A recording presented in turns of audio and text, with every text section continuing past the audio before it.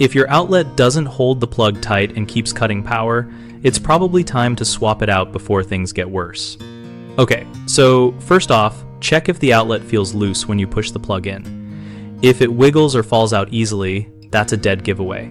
Next, switch off the power at the breaker before you do anything. Safety first, you know? Grab a new outlet from the store. They are usually cheap and easy to find. When you remove the old one, pay attention to how the wires are connected. Taking a photo can help you remember.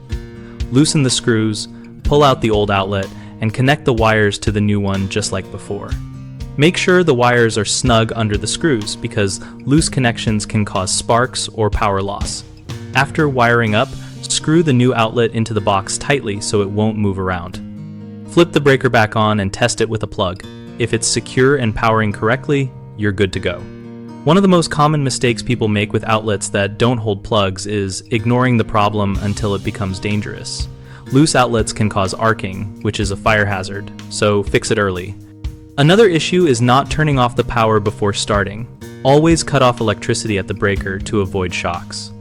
Also, people sometimes don't tighten wiring screws enough or strip the wires, which leads to bad connections. Using proper tools and care fixes this. Lastly, using low-quality outlets can cause early wear and tear. Investing in a better brand helps keep your home safer. BigHomeProjects.com is super handy for finding trusted local contractors who really know their stuff. It also helps contractors connect with homeowners looking for reliable help, making home projects way less stressful for everyone involved.